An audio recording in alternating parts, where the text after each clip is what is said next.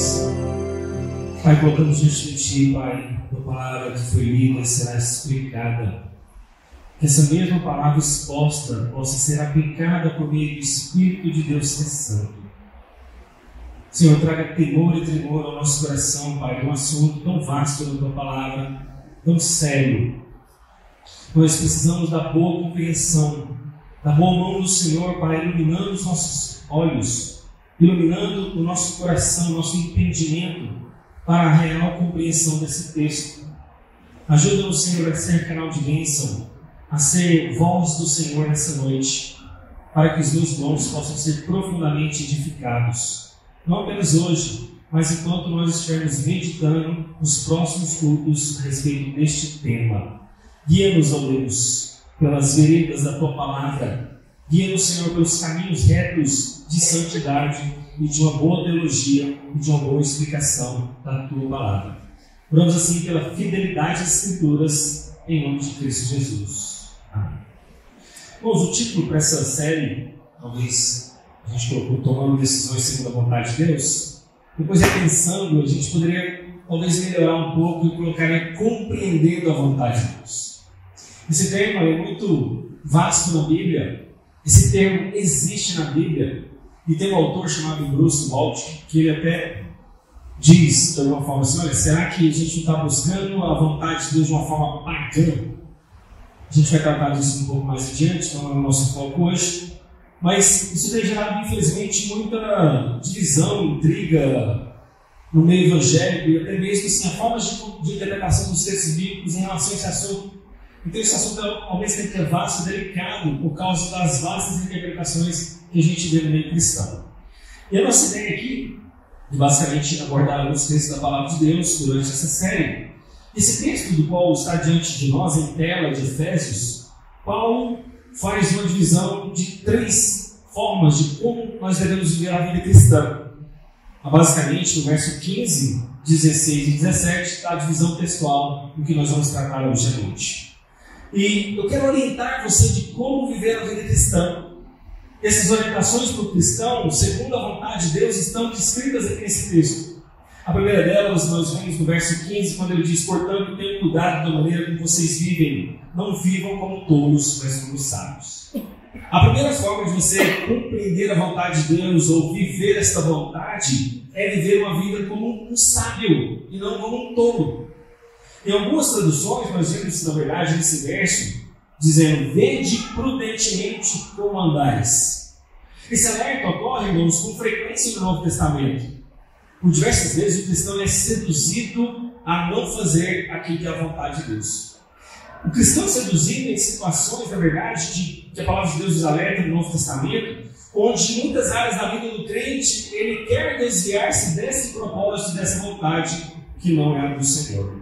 E diante desse alerta, Paulo estabelece um contraste. O contraste de alguém que vive como um tolo e o contraste de quem vive como um sábio.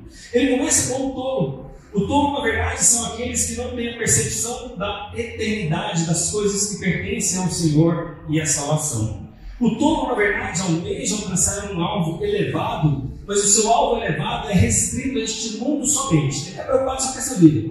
Sabe aquele pessoal assim, morreu, acabou? Ele pensa no dinheiro, na carreira, na esposa, nos filhos, enfim, toda a vida boa aqui nessa terra. O tolo também faz uma inversão de valores. Ele valoriza e dá importância o que é de baixo valor e ele despreza aquilo que é de grande valor. Está vendo o contraste? Então ele valoriza e dá importância o que é de pouco valor e despreza as coisas valorosas. O tolo também não mede as consequências de seus atos. Ele vive de forma intempestiva, ele não mede as consequências, ele é impulsivo e ele é constantemente guiado por suas paixões e desejos. Esse é um tolo. Ele anda segundo as vaidades dos seus próprios pensamentos, ele é obscurecido pelo seu entendimento e vive alheio a essa vontade, a vontade de Deus para a vida dele. Mas Paulo também mostra um contraste em relação a viver como sábio. O sábio, na verdade, tem discernimento, ele anda em harmonia com o próprio Senhor. O sábio, nós vamos ver mais adiante, ele redime o tempo, ele faz o uso correto deste bem precioso que Deus dá a ele. O sábio possui a palavra de Deus, ele é guiado por ela é o seu mestre, e ele compreende essa vontade revelada nas Escrituras Sagradas. O sábio anda no caminho estreito, pois mesmo difícil, esse caminho conduz à vida eterna. O sábio entende, na verdade, que o mundo não é um parque de diversões. O sábio entende que ele vive uma guerra constante contra os seus inimigos, a saber, a sua carne pecaminosa, antiga natureza caída. O diabo, o príncipe da potestade do ar, a serpente ou acusador, mas também este mundo que pressiona ele a não cumprir a vontade de Deus. De certa maneira, a primeira lição que nós temos hoje é essa: viva a vida como um sábio e não como um tolo. Verso de número 15. Mas também nós vemos, na verdade, que você deve ver a vida cristã tratando bem o tempo, o valor extremo que Deus te deu. Olha o verso 16. Aproveitando bem o tempo, porque os dias são maus. Algumas traduções, irmãos, trazem a palavra remir. O que significa isso no grego? Basicamente, remir significa usar de forma eficiente, comprar de volta, resgatar, libertar. Eu gosto da NAA exatamente por causa dessa equilíbrio entre uma linguagem contemporânea e a fidelidade textual. Remir, então, é uma palavra grega que, na verdade, está mostrando que um cristão sábio trata bem o tempo que Deus lhe deu. O cristão sábio, na verdade, sabe que o tempo é muito valioso e de extremo valor. Ele não joga fora esse tempo, ele não gasta com coisas tolas, vãs e passageira, porque ele sabe que o seu tempo é valioso. Irmãos, não devemos, na verdade, entender que o tempo deve ser algo gasto de forma despretensiosa, esbanjadora. Não devemos, na verdade, tolerar que o nosso tempo seja gasto de maneira contrária a essa vontade, a vontade de Deus. Coisas infrutíferas, negócios vãos, coisas tolas de pouco proveito. O sábio valoriza o seu tempo e tira o maior proveito desse bem que Deus deu a ele. Eu costumo, na verdade, usar essa ilustração como uma espécie de um banco. Imagine que todos os dias na sua conta é depositado um valor financeiro. E você tem um dia inteiro para gastar esse dinheiro. Esse dinheiro não acumula, esse dinheiro não é acumulativo. Na verdade, ele é zerado à meia-noite. E à meia-noite e é feito um novo depósito para que você tenha tempo para gastar aquele dinheiro por aquelas 24 horas. Nesse banco de horas da vida, Deus nos dá isso. Deus nos dá o tempo como algo que é zerado para todo mundo, é igual ao mesmo segundo, ao mesmo minuto, à mesma hora, é igual para todos. E nesse banco de horas, o que você tem feito com o seu tempo de forma sábia? O tempo não deve ser encarado por nós, irmãos, apenas como uma sucessão das horas, mas como uma oportunidade para fazer a vontade de Deus. Na verdade, quando a gente pensa no tempo, a gente lembra de um Deus que ele age no nosso ordinário. Já vamos pensar que a nossa vida é uma vida ordinária? Não no sentido ordinário, pejorativo da palavra, mas ordinário de comum, de corriqueira. A gente sempre espera ser um grande Elias, o próximo Eliseu, o grande Davi, o Moisés, mas, irmãos, a maioria de nós viveremos uma vida comum. A vida nossa ordinária, ela na verdade está sendo trabalhada por um Deus que é extraordinário. E nessa vida ordinária nós temos que ter a percepção de que Deus está agindo em nós. Que Deus não age em nós só quando a gente recebe uma grande cura, um milagre, ou uma oração respondida após anos e anos longos. Não, irmãos, o Deus extraordinário está agindo no meu e seu ordinário. E devemos então usar esse tempo dado por Deus com dedicação à compreensão desta vontade. Devemos abrir mão então de todas as ocupações que estão fora desse propósito. Devemos aproveitar, irmãos, cada oportunidade para fazer aquilo que a palavra de Deus nos ordena. A nossa vida ordinária é isso. Nós vamos aproveitar cada oportunidade para fazer aquilo que Deus quer que eu faça. Somos mordomos do nosso tempo, e remir o tempo então é não gastá-lo de forma esbanjadora, de forma preguiçosa, de forma vã. Mas infelizmente, irmãos, o que a gente tem mais visto hoje? Pessoas jogando as suas vidas fora, diante dos seus ídolos. E aqui eu falo ídolo, principalmente o retângulo que a gente usa e coloca no bolso, aquele retângulo luminoso chamado celular. Na verdade, as pessoas têm adorado esses ídolos por meio de jogos da internet, dos seus hobbies, das séries, dos filmes intermináveis. Irmãos, não adianta você querer zerar uma série hoje. Amanhã a Netflix, a Amazon Prime vai lançar uma nova série. Portanto, então, nós temos desperdiçado, fazendo um pouco caso daquilo que Deus tem nos dado, esse bem precioso. Esse mundo, na verdade, nos seduz constantemente. E nessa sedução infindável desses assuntos, a gente pode se tornar especialista em qualquer assunto, entendeu? Se você for na internet, você pode ser especialista em plantas. Você pode ser especialista em pets. Você pode ser especialista em som de carro automotivo. Alguma maneira a internet vai te dar um mar de informações, isso é uma bênção por um lado, mas isso pode ser uma grande distração para você, uma grande falta de foco. Para quem você quer saber por quantos milhões um jogador fulano de tal foi vendido a tal clube? Para quem você quer saber se de fato o prefeito daquela cidade tampou aquele buraco, ou se caiu uma árvore lá em Iguaçu, uma avenida que bateu num carro e atropelou uma mulher, sei lá. De alguma maneira a gente está desfocado e as notícias do excesso de informação têm feito com que a gente não trate bem o nosso tempo. E essas seduções vão nos perverter, tirar o nosso foco, sugar a nossa energia. Devemos então desembaçar cada um desses obstáculos. Devemos, como Paulo fala, desembaraçar daquilo que está de alguma maneira te segurando a sua caminhada e jornada cristã, simplificando a vida. Irmãos, a vida é simples, nós é que complicamos. Como nunca na história da humanidade, hoje houve uma infinidade de tanta distração para tirar o foco do cristão. Mas o que você tem feito com o seu tempo? Esses dias eu peguei, na verdade, tratando meu tempo de forma imprudente e até mesmo de forma irresponsável. Quando eu vi, eu gastei mais de 2 horas no joguinho antigo. Sabe aquele jogo retrô que a gente tinha do antigo, né? Eu jogava no Atari. Então, aqueles jogos, né, te trazem uma nostalgia. Então você fica ali envolvido no Super Nintendo, aqueles jogos do Mega Drive. Eu não sou muito desses jogos mais modernos, de hiperrealismo. Mas mesmo nesses jogos antigos, eu me peguei ali jogando por 2 horas e meia. Eu falei, meu Deus, o que eu fiz no meu tempo? Portanto, quando eu prego para você, eu não estou aqui me isentando da minha responsabilidade. Portanto, aproveite os benefícios da modernidade, é claro.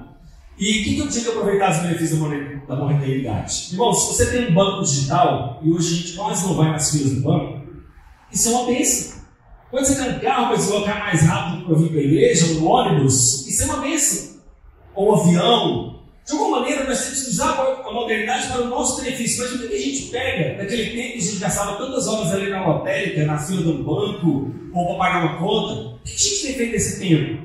Parece que a gente piora. Quanto mais a gente tem a modernidade ao nosso serviço, ao nosso favor, nós usamos o tempo de forma irresponsável, como pessoas que excedem o tempo como se nada tivesse acontecido.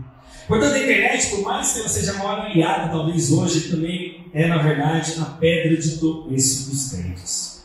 Caminho de morte, de preguiça, alimentando desejos carnais, ociosos, vícios e dopaminas. Mas também pode ser um caminho de vida. Até mesmo que essa pregação está sendo gravada, você pode ouvi-la novamente. Há cursos na internet, há novas habilidades, educação de pais, filhos, crescimento pessoal. Então também é uma bênção. Basta, na verdade, você saber como vai utilizar o seu tempo. E por fim, terminando esse segundo tópico, que é um pouco mais extenso, você tem utilizado de forma sábia o seu tempo? Irmãos, os dias são maus. A palavra de Deus diz isso, não é isso? Nós devemos aproveitar bem o nosso tempo, remir ele. Por quê? Qual que é a finalidade? Porque os dias são maus. Essa é a finalidade da gente usar bem o tempo. E se você não utilizar de forma sábia o seu tempo, você vai sofrer nos dias maus. Eu sempre costumo dizer que quando as pessoas às vezes chegam para um aconselhamento, não é sempre, tá, irmãos? Eu estou dizendo algumas vezes. As pessoas chegam para me aconselhar, mas algumas vezes, nem sempre. Alguns irmãos chegam não tendo aconselhamento. Já, num problema mais sério, mais grave. E aí, o dia mal, de repente, bate a porta daquele irmão, mas ele precisava, então, usar de benefício o seu tempo para que ele pudesse, de alguma maneira, usar o seu tempo para que o dia mal não fosse tão intenso na sua vida. Eu costumo dizer que você, como não chegar ao UTI de um hospital. De repente, para você não chegar a uma UTI de um hospital, é claro, exceto os acidentes, exceto algum incidente muito sério, Você chega na UTI de hospital porque você não cuidou ou não tratou de alguma saúde, por causa de sua alimentação, falta de exercício físico, de alguma maneira você foi parado. Mas um crente saudável, que usa bem o seu tempo, ele vai enfrentar bem os dias maus. E os dias maus, irmãos, não é uma opção. Os dias maus não é uma possibilidade. Não, talvez você vai enfrentar o dia mau. Não, o dia mau é uma certeza. E porque é uma certeza, você deve usar de forma sábia o seu tempo para enfrentar este dia. Esse dia que não marca data, esse dia que não marca horário, esse dia que não está lá na sua agenda, mas ele vem.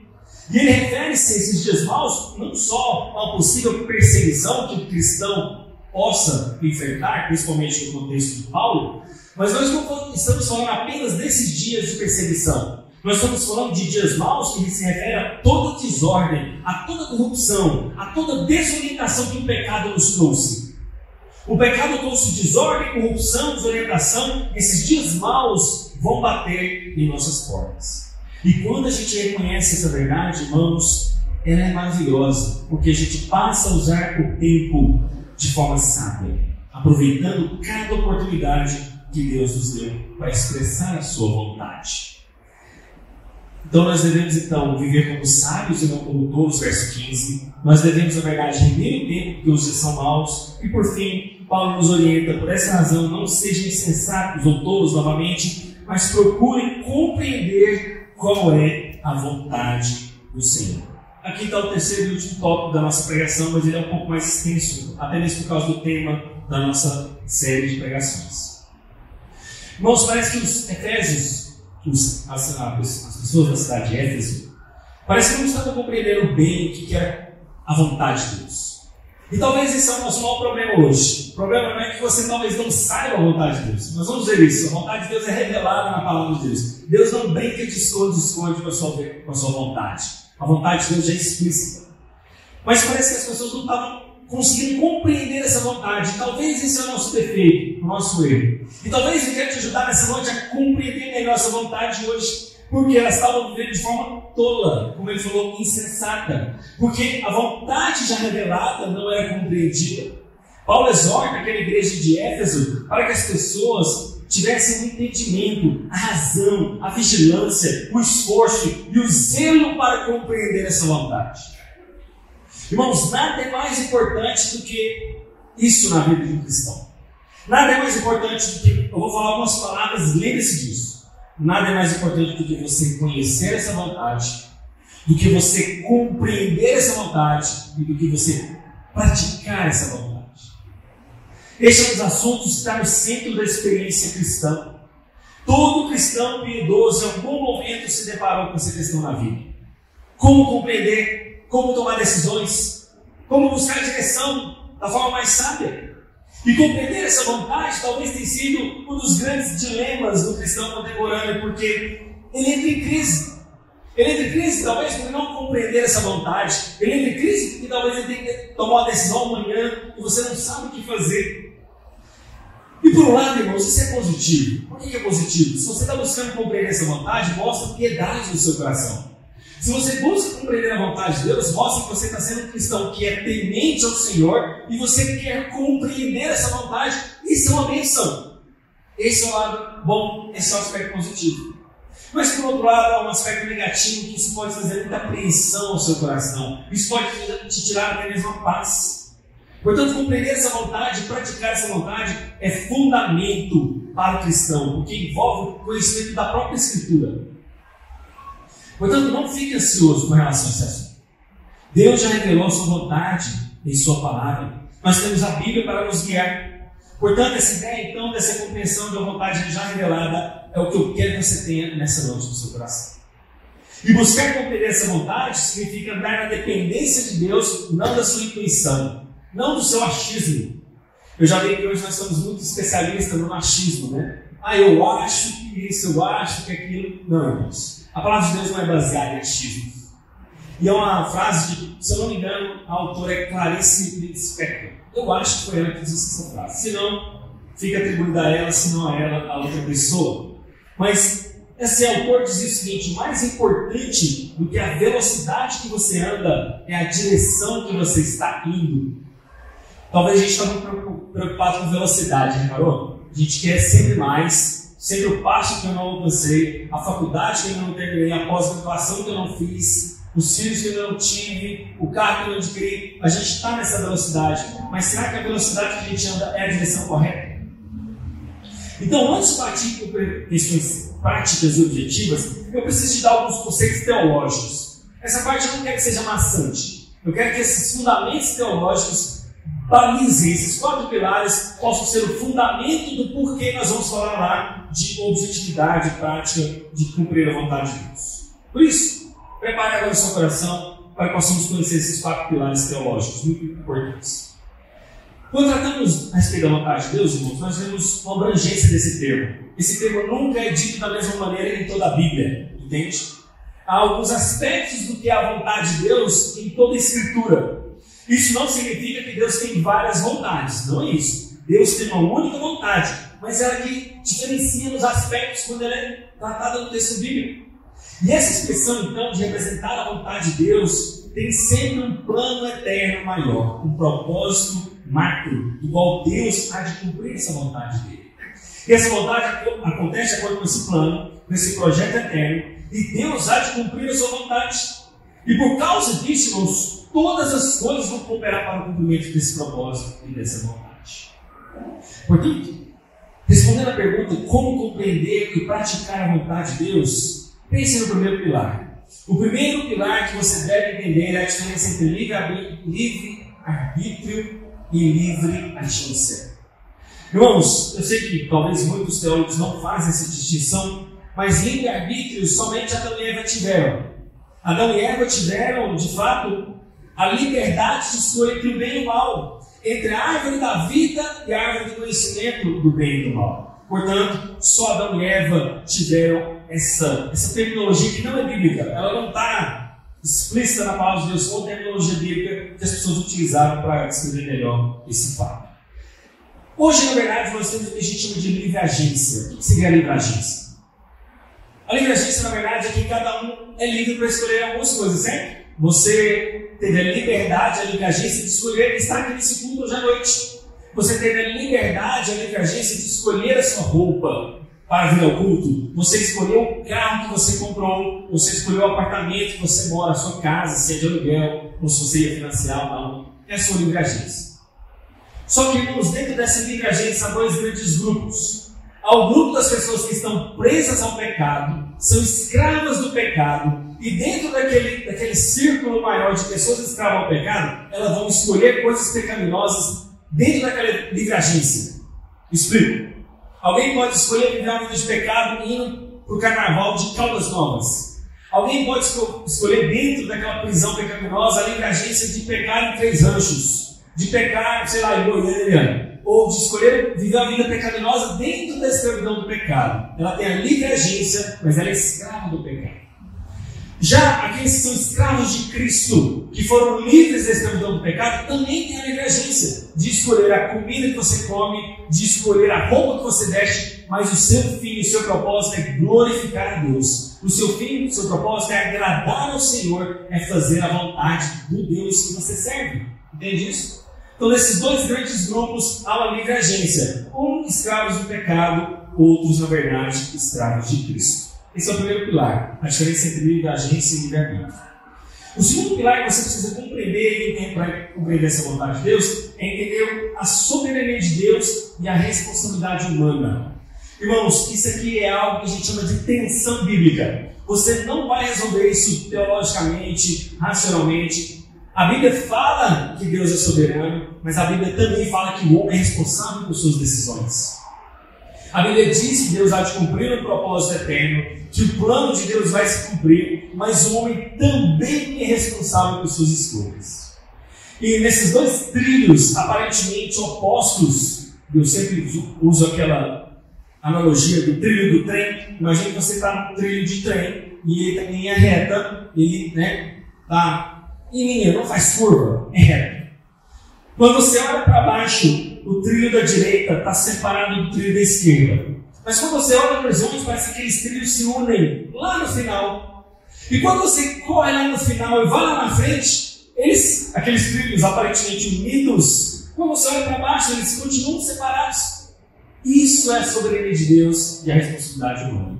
Duas verdades igualmente bíblicas. Essa tensão bíblica é um dos mistérios de Deus, assim como a Trindade, assim como, na verdade, a divindade de Cristo e a sua humanidade. Portanto, Deus vai fazer a sua vontade no final. Mas no final, todas as decisões que você tomou, você é responsável por elas. O fato de Deus ser absolutamente soberano não nos faz marionetes em suas mãos. O terceiro pilar que quero que você entenda para compreender a vontade de Deus é a diferença entre vontade decretiva e vontade preceptiva. O que é isso? A vontade decretiva de Deus, irmãos, é aquela que Ele decreta que vai acontecer, quer você queira, quer você não. Por exemplo, Satanás será julgado e condenado. Jesus voltará. Independente se você quer isso, não quer isso, é da sua vontade ou não é da sua vontade pessoal, isso vai acontecer. Deus decreta. Deus decretou, vontade decretiva. Mas há também uma vontade preceptiva. A palavra preceptiva vem de preceitos, ordens e normas. E é uma vontade que diz respeito à regra que Deus dá às suas criaturas. Portanto, Deus expressa sua vontade por meio dos seus preceitos, dos seus mandamentos. E essa vontade, às vezes, ela não é cumprida. Vou dar um exemplo. É a vontade de Deus que você ama o próximo, mas nem sempre você ama o próximo. É a vontade de Deus que você não minta, mas você mente. Portanto, essa vontade de Deus, dos seus preceitos, ela às vezes é quebrada, mas essa não é a vontade de Deus. A vontade de Deus é que você viva em obediência a Ele. E por fim, o quarto e último pilar, para você entender a vontade de Deus, é que existe uma vontade geral de Deus revelada para todo crente e há vontades específicas, particulares para a vida de cada um. E nessa vontade revelada que a gente vai começar hoje, a gente vai continuar na pregação do domingo que vem, é aquela vontade que nós já temos ela na palavra de Deus, irmãos. Deus já revelou para nós a sua vontade. E talvez a gente fique mais atento à vontade talvez oculta que Deus não revelou, tipo assim, com quem que eu vou me casar, onde eu vou morar, que carro eu vou comprar. Talvez a gente fique mais gastando tempo com essas vontades, vou colocar entre aspas, para não confundir. Vontades de Deus que não foram reveladas, que estão ocultas, do que aquela que Deus já revelou.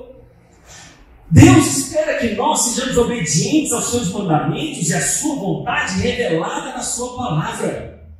Mas parece que a gente está gastando tanta energia, tanto tempo em procurar uma vontade que Deus não mostrou e não gastamos tempo e energia em conhecer uma vontade que Deus já revelou.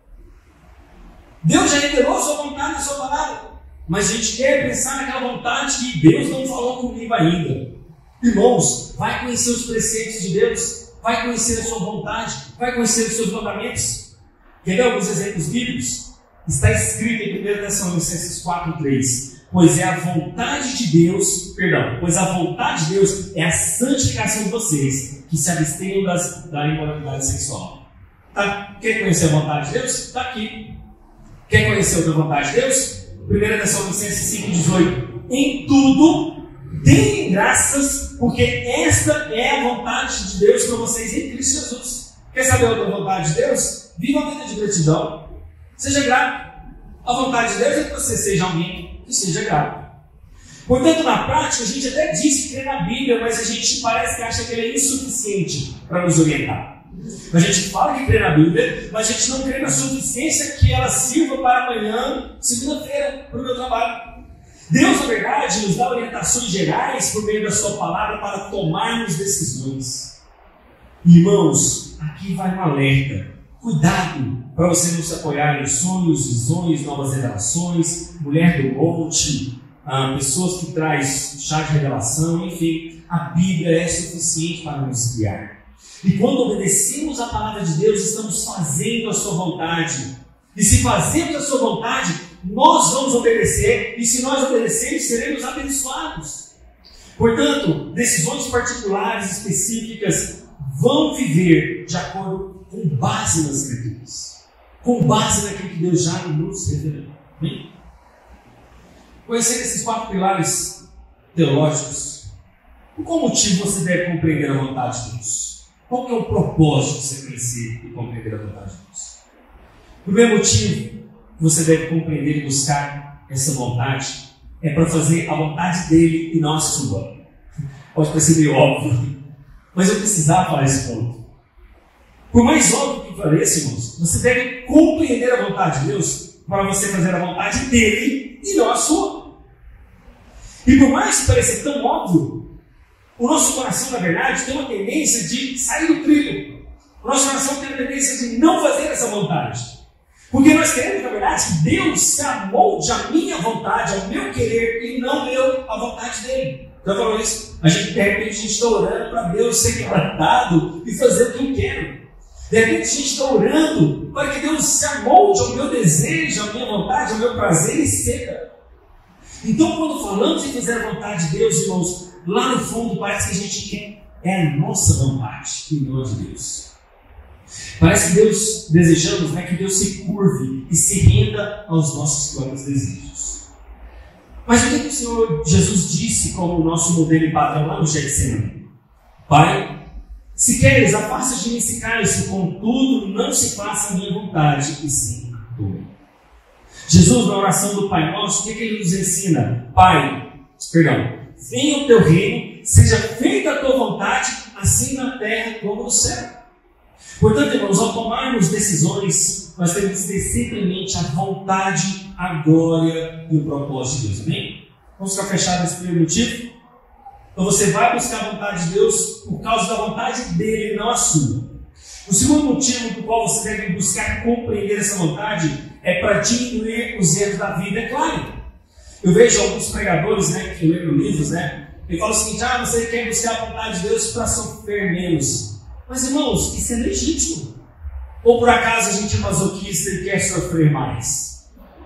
A gente busca exatamente obedecer a Deus porque nós não queremos sofrer a disciplina de Deus.